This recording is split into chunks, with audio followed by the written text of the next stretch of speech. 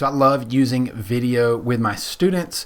And so one of the tools that I like to incorporate in that is the YouTube video questions with Magic School. We're going to take that one step further and combine that with the interactive video tool in Nearpod to actually embed those questions inside of a video so that I can assign it to students and they can begin to work through it at their own pace. But it really allows me to kind of split my class and have one group working on a video project, an interactive video, and then I can work with another group. So we're going to go ahead and start with the YouTube video question generator in Magic School AI. So go ahead and click into that, and it's going to look just like this. So the grade level we're working with today is 7th grade.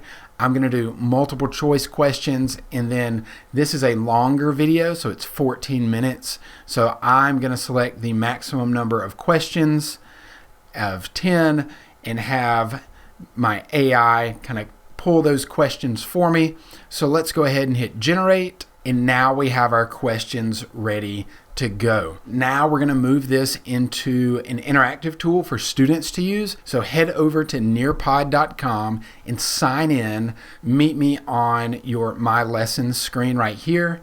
And let's start by clicking Create a Lesson. And we're going to create one from scratch. And we're going to work with content and activities. So let's add an activity. And like I said, we're looking for interactive tools for our students, and we're going to use and leverage the video tool. So select that video tool and then hit add. What I like to do is I'm going to go grab a video that I made or somebody else made that really aligns with my standards. So I'm going to hop over here to YouTube. Here's my video. I can copy that link, hop into Nearpod, paste that and search. I can preview it right here if I need to, but I know that's the right one, so let's hit save. Looking at the bottom real quick, you have some tools. You have your play button, your volume button. We have an add activity button at the bottom. You have your timestamp on the right. As you play back through, you can speed up and slow down. We can select our video quality. And then, remember I said this is a long video, so maybe I only want to do the first half. Drag my tool over there. Here's how it's going to work.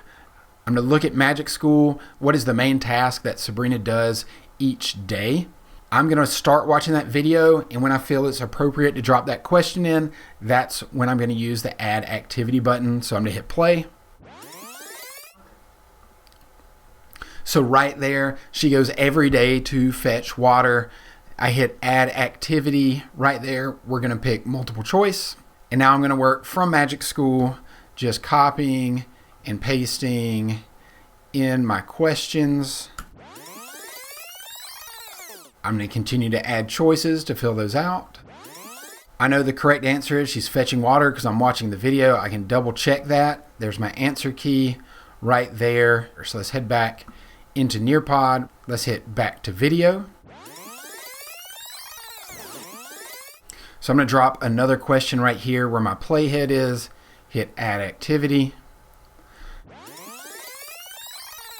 After you've added your question, we're going to go ahead and hit back to video. When you've added all your questions, we're going to hit save and exit. So when you want to deliver this to students, you have two options. Hover over your lesson and hit teach.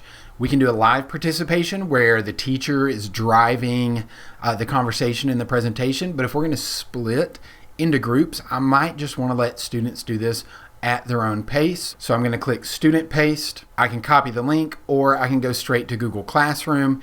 You have one option at the bottom, require students' responses and prevent skipping. This will not allow the students to move forward and just scrub through the video. They're actually going to have to watch the entire video. And here's what it looks like for our students.